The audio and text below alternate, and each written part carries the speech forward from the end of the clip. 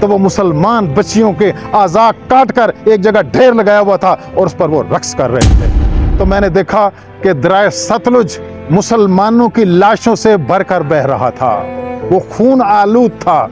इधर उस आदमी की माँ वो थर थर कांप रही थी, उसके लब हिल नहीं रहे। बिस्मिल्लाहिर्रहमानिर्रहीम। मैं हूँ खालिद महमूद शहजाद। भारत के मुसलमानों के पास खबर का सिर्फ एक जरिया था, रेडियो। सारे मुसलमान कानों को रेडियो लगाकर एक खबर का इंतज़ार कर रहे थे। 13 और 14 अगस्त की दरमियानी शब अचानक रेडियो पर यह आवाज़ उनको सुनाई देती है। अस्सलामु अलैकुम।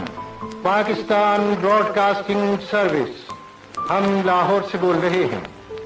13 और 14 अगस्त सन 47 ईस्वी की दरमियानी रात 12 बजे है।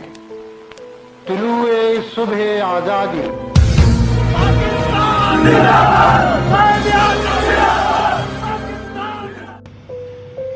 इस आवाज़ का सुनना था कि वो खुशी से वो एक दूसरे को बगलगीर हो गए कि आज एक आज़ादी की नवीद हमें मिल गई है। अभी वो खुशियां मनाने में मसरूफ़ थे कि हर तरफ से तलवारों के हमले शुरू हो गए। कोई करपाने लेकर आ रहा है, कोई बर्छियां लेकर आ रहा है, कोई भाई को कत्ल कर रहा है, कोई बाप को कत्ल कर रहा है। बच्चों को छीन कर उनको गर्दनें काट कर नेज़ों पर लटकाया जा रहा था।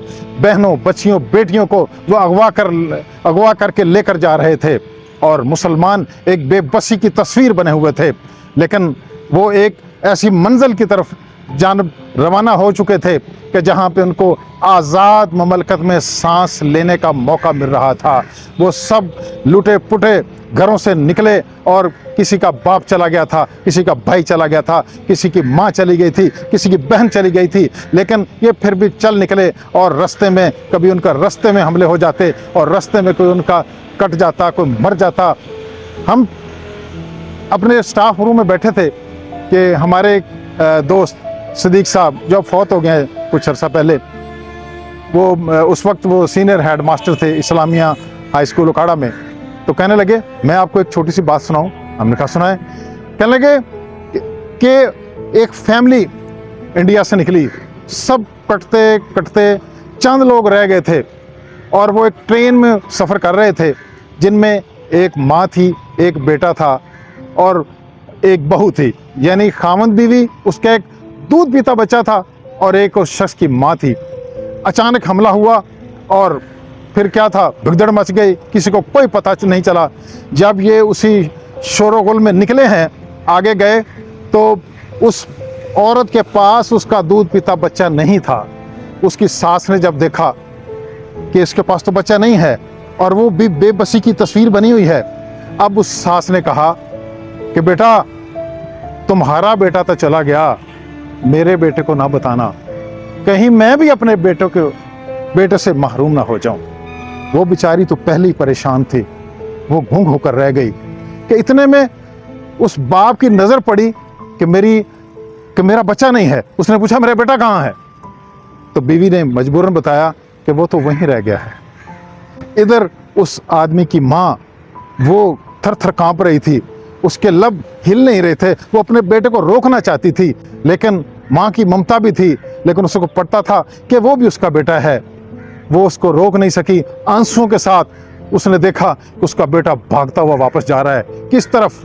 एक जहाँ पे खून की होली खेली जा रही थी, वो ऐसे ही था जैसे दरिया के उल्टे रुख की तरफ तैराकी करके जाना हो।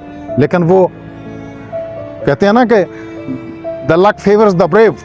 अभी चंद कदम गया था, एक खून आलूद बूढ़ा था, जख्मों से चूर था और उसकी गोद में एक बच्चा था। इसने बच्चा पहचान लिया, ये तो बच्चा मेरा है।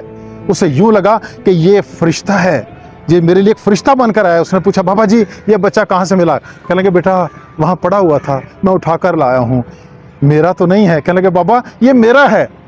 उसने कहा बेटा अगर ये तुम्हारा है तो तुम ले जाओ। उस बाबा जी ने बेटा इस आदमी के हवाले किया और वो बाबा जी वहीं पे जख्मों से चूर थे, वो गिर गए। ये बेटा लेकर वापस आ गया। सिद्दीक साहब कहने लगे पता है वो बच्चा कौन था? हमने कहा कौन था? कहने लगे वो बच्चा मैं था, मैं सिद्दीक था वो बच्चा।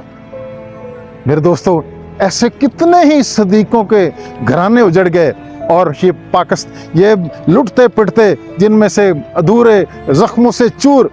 और जब पाकिस्तान की तलाश में वो आ रहे थे तो अजीबो गरीब उन्होंने मनाजर देखे। वो जब नदियों को देखते तो नदियां खून से बह रही होती थीं। एक मुसलमान बताता है कि मैं छुपता छुपाता जब दरिया सतलुज तक पहुंचा तो मैंने देखा कि दरिया सतलुज मुसलमानों की लाशों से भरकर बह रहा था, वो खून आलूद था। ये सारे जब टूटे हुए जिस्मों के साथ लुटे पुटे काफले जब यहाँ पहुंचे, यहाँ सजदा रेज हो गए कि आज पाकिस्तान का मतलब क्या, ला इलाहा इल्लल्लाह। आज हमें यहाँ इसका मफ़हूम मिल जाएगा। आज हमें अल्लाह ने ये धरती दे दी है कि हम इसको सजदे करेंगे, हम आज़ादी से इबादत करेंगे, और एक हम नहीं तो हमारी नस्लें ही आज़ादी का सांस लेंगी। नाजरीन, ये आज़ादी मुफ्त में नहीं मिली। ये आज़ादी के पीछे बहनों बेटियों ने अपनी इज़्ज़तें बचाने के लिए कुओं में छलांगें लगा दी, दरियाओं में छलांगें लगा दी। आज लेकिन शुरू में तो पाकिस्तान वाकई तरक्की कर रहा था। कैसे लोग थे उस वक्त पाकिस्तान के पास कि आखिरी पहला चीफ जस्टिस मियां अब्दुल रशीद, जब उसकी रिटायरमेंट का वक्त आया तो आखिरी वक्त उसने अपने पेन में से स्याही अपने दफ्तर में निचोड़ दी कि ये मेरे मुल्क की अमानत है, ये अपने घर नहीं ले जा सकता था। जब तक ऐसे लोग मुल्क में मौजूद थे तो 1960 में पाकिस्तान ने कितने करोड़ कर्जा जापान को दिया था, कई मुल्कों को पाकिस्तान कर्जा देने वाला बन गया था। लेकिन इस धरती के साथ हमने क्या दिया, इस धरती के साथ हमने क्या किया? ये धरती तो अल्लाह ने दी थी हमें शहीदों के लिए, लेकिन इस धरती पे क्या कर दिया हमने? इस धरती पे हम नाचना शुरू हो गए। यहाँ तबले की थाप पर जहाँ जिस्म सरसराना शुरू हो गए, यहाँ नाचना शुरू हो गए। और नाचने वाले भी मुसलमान और नचवाने वाले भी मुसलमान। ये जो आज उन गैरों की धुनों पर जो सर धुनते हैं, जो बच्चियाँ उनके धुनों पर रक्स करती हैं, वो मत भूलें कि एक मुसलमान बता रहा था, मैंने एक जगह देखा कि वो लोग भंगड़ा डाल रहे थे, तो देखा तो वो मुसलमान बच्चियों के आज़ा काट कर एक जगह ढेर लगाया हुआ था और उस पर वो रक्स कर रहे थे। आज हमने इस मुल्क की आज़ादी के लिए क्या की? आज़ादी की हमने कदर नहीं की, और आज हमारा मुल्क किस नहज पर पहुंच चुका है। याद रखना, ये इस मुल्क के रहने वाले, जिसने भी इस मुल्क को नुकसान पहुंचाया है, जिसने भी इसके साथ बेवफाई की है, जो जिस ओहदे पर है, जो जिस मकाम पर है, चाहे वो रेडी वाला है, चाहे कोई अफसर है, चाहे कोई काश्तकार है, जो भी है, याद रखना एक दिन आने वाला है कि सब ने अल्लाह की अदालत में पेश होना है। और दूसरों के सामने तो शायद उनके अपने अमाल होंगे, लेकिन जब पाकिस्तानी वहाँ पहुँचेंगे ना, तो एक तरफ वो 5 लाख से ज़्यादा वो बच्चियाँ, वो मर्द, वो बूढ़े जिन्होंने अपनी जानें कुर्बान की थीं, वो भी अल्लाह से दावा करेंगे, या अल्लाह पूछ इनसे, अगर इन्होंने यहाँ पे नाचना ही था, उन्हीं की सकाफत को अपनाना था, उन्हीं के गाने सुनने थे, उन्हीं की फिल्में देखनी थी, उन्हीं के तर्ज ज़िंदगी को अपनाना था, हमें क्यों मरवाया था? हमने क्यों अपनी जानों के नजराने पेश किए थे? नाजरीन, आज वक्त है, पाकिस्तानियों जागो, नौजवानों, मर्दों, औरतों जागो। हम इस मुल्क को कुछ करके दें। ये मुल्क क्या हो गया हमें कि हमारा जिनका रब रब्बुल आलमीन है, जो कायनात को खिला पिला रहा है, और यहाँ के हुक्मरान IMF के पास कशकोल लेकर जाते हैं और कर्जों की भीख मांगते हैं।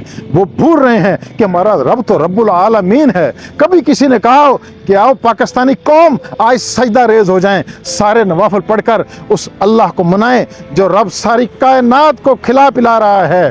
वो हिंदुस्तान का एक बादशाह था ना, उसने सऊदी अरब का एक बादशाह था, उसने हुक्म दिया कि जो भी चोरी करे, चोरी आम थी, उसकी गर्दन काट दो, और जब उसके हाथ काट दो, और चोरी खत्म हो गई। लेकिन वो भूखे थे, उनके पास खाने को कुछ नहीं था, तो वो खाना काबा का पर्दा पकड़कर वो रो रो कर चिल्ला कर कहने लगा, मौला मेरे बस में तो यही था कि मैं चोरियां रोक देता, मैंने रोक दी। मेरे मौला अब मैं इनको खिलाऊं कहाँ से, मैं इनको पिलाऊं कहाँ से।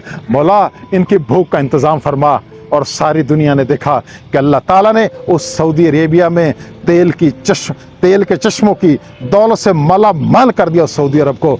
आज हमारा रब भी वही है। काश को इस रब को मनाने वाले आ जाएं, उस रब को आपके सजदा रेज होकर इस धरती पर आंसू बहाएं, तो आज हमारे भी दिन फिर सकते हैं। लेकिन कुछ तरफ सोचे भी सही। नाजरीन, आज हम उस रब के आगे इल्तिजा करें। ये 14 अगस्त है, मैं सबसे गुजारिश करूंगा कि ये इस यौम आज़ादी पर सारे 2 नफल पढ़कर अल्लाह से मांगें और उन रूहों के इसाले सवाब करें, उनके लिए दुआएं मांगें, कायदे आज़म के लिए दुआएं मांगें, जो उनके रफ़क़ा थे उनके लिए दुआएं मांगें, तहरीक आज़ादी में जिन्होंने कुर्बानी दी उनके लिए दुआएं मांगें, और इस मुल्क की खुशहाली के लिए उस अल्लाह से दुआएं मांगें कि जो सब कुछ कर सकता है, जो कुन फयकुन कुव्वतों का मालिक है, वो हमारे दिन फेर सकता है। मैं तो इस मुल्क के लिए यही दुआ करूंगा कि इस मुल्क के लिए, ऐ पाक वतन तुझे मेरा खुदा यूं ही कायम दायम शाद रखे। आमीन। इंशाल्लाह अगली वीडियो में आप यही मिली नगमा देखेंगे।